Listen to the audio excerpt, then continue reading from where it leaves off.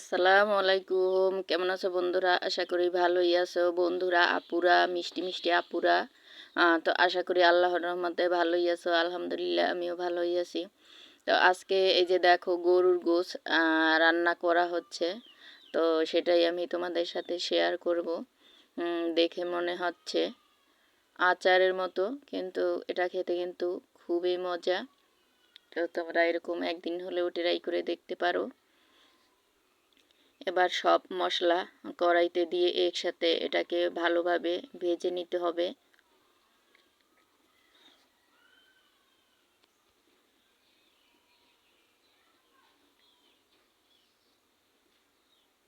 এই তো দেখো ভালোভাবে এটাকে নাড়িয়ে চাড়িয়ে নিতে হবে।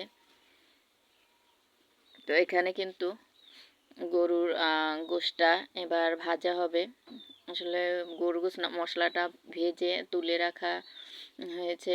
তারপর ওই তেলেই পেঁয়াজ কুচি দিয়ে এবার আস্ত রসুনের কোয়া একেবারে দিয়ে এটাকে ভালোভাবে ভেজে নিতে হবে। এবার কুচানো আলু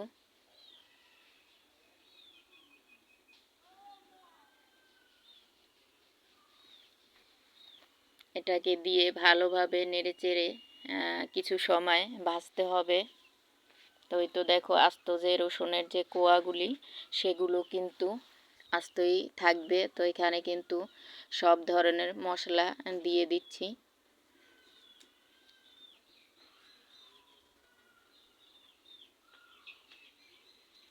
এবার এটাকে ভালোভাবে নেড়েচেড়ে মিশিয়ে নিতে হবে। আর এই তো দেখো এখানে কিন্তু চিনি ফ্লেক্সটা ব্যবহার করা হয়েছে। তো এটা দিলে আর কি আর একটু মজা লাগে বা মজা হয়। তো এবার কিন্তু এই যে গরুর যে গোশটা ভাজা ভেজে রাখা হয়েছিল সেগুলোই কিন্তু এবার দিয়ে ভালোভাবে মিশিয়ে নিতে হবে। তো এটাকে কিন্তু ভাজা ভাজা করা হবে। তো এখানে কিন্তু ঝোল থাকবে না। গ্যাসের আঁচটা লো ফ্লেমে রেখে এটাকে কিন্তু খুব ভালোভাবে ভেজে নিতে হবে। তো এই তো দেখো রসুনগুলো কিন্তু সেরকম আস্তই রয়ে গেছে।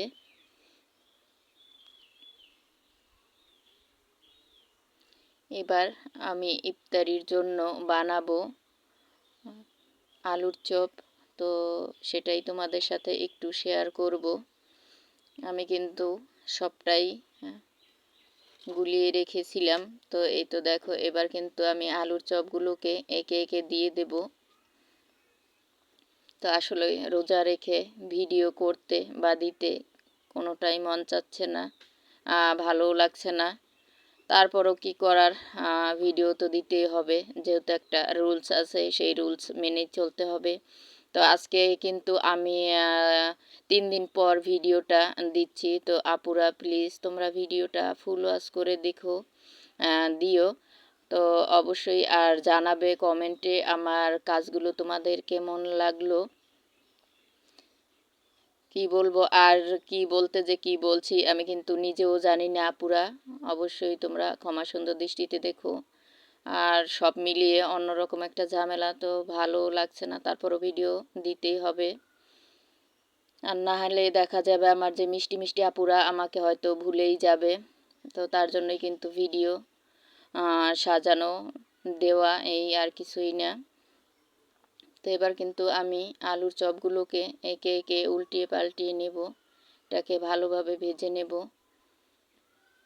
তো আসলে আমি কিন্তু কোনোটাই রেসিপি হিসেবে নিয়ে আসি নেই, যেহেতু সব কিছু মিলিয়ে একটা ভিডিও দিচ্ছি। তো ভিডিওটা কিন্তু আমার একটু লং হয়েছে, তো আপুরা কষ্ট হলেও দেখে নিও। হয়তো দেখা যায় আমি কি হয়তো বা কালকেও ভিডিও নাও দিতে পারি, তো তার জন্য হয়তো একটু ভিডিওটা লং ছেড়েছি। দেখা যায় প্রতিদিন এখন আর ভিডিও ছাড়তে ভালো লাগছে না, মন চাচ্ছে না, কষ্ট হয়ে যাচ্ছে সব মিলিয়ে। তো তারপরও হয়তো সামনে আরও কষ্টের দিন আসছে, যেহেতু আমি একটু টুকিটাকি কাজ পারি, হয়তো বা জামা কাপড় সেগুলো নিজেরটাই নিজে সেলাই করব। তো তখন দেখা যাবে আরও হয়তো বিজি হয়ে যাব। তো এরকম মিলিয়ে সব মিলিয়ে এরকমই আমার দিনগুলো কিন্তু কেটে যাচ্ছে, আর ইনশাল্লাহ সামনের দিনগুলো খুব ভালোভাবেই কেটে যাবে।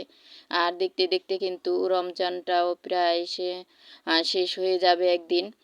তো আজকে যখন আমি এই ভিডিওটা দিচ্ছি, আজকে কিন্তু 14 রোজা হয়ে গেছে। তো অনেক কিন্তু নাটক করে আমি আলুর চপ ভেজেছি, এখন আর মন চাচ্ছে না, তাই সব একেবারে বেগুনিগুলো ভেজে নেব। তো এটাও কিন্তু আমার আপুদের জন্য নতুন একটা টিপস, যখন কিছু ভালো লাগবে না তখন এরকম একসাথে সব দিয়ে মিলিয়ে দিয়ে দেবে, একটা বেগুনি হয়ে যাবে। দেখো আমি এবার কি করি, সব বেগুনি আমি একসাথে একেবারে দিয়ে একটাই ভেজে নেব। তো এতক্ষণ তো অনেক একটু একটু দিয়েছি, আর ভালো লাগছিল না, তো তার জন্য কিন্তু আমি একেবারেই দিয়ে দিয়েছি। তো সেটাও কিন্তু আমি তোমাদের সাথে শেয়ার করলাম।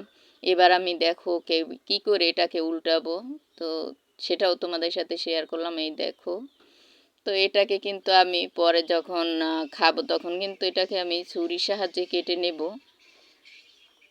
কি করার, আসলে রোজা রেখে অন্য অন্য সংসারের যত কাজ করে, আর আমরা যেহেতু গ্রামে থাকি, তো গ্রামে কিন্তু অন্যরকম কাজ বেশি থাকে, সব শহরের চাইতেও বেশি কাজ থাকে। তো এই তো দেখো আমি কিন্তু আমার যে বেগুনিটা তুলে নিয়েছি। তো এই বেগুনিটা তোমাদের কেমন লেগেছে অবশ্যই কমেন্টে জানাবে।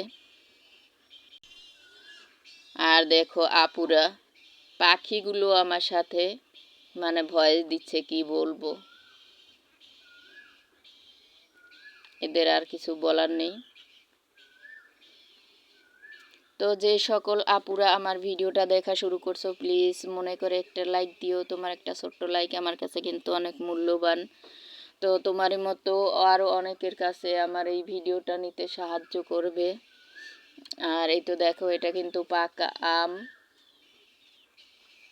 আমগুলো কিন্তু অনেক বড় ছিল।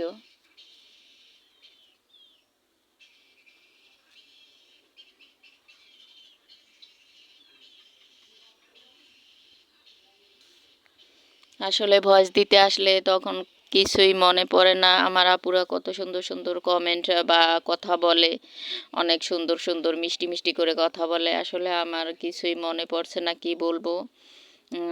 ভিডিও দিচ্ছি জোর করে, সেখানে আর কি বলবো, বলার মতো কিছুই নেই। তো এই তো দেখো ইফতারের সব আয়োজন। তা আজকের ভিডিও এখানেই শেষ করছি। সবাই ভালো থেকো, সবাই সবার পাশে থাকবো, তাহলে কিন্তু সামনের দিকে এগিয়ে যেতে পারবো ইনশাল্লাহ। আল্লাহ হাফেজ।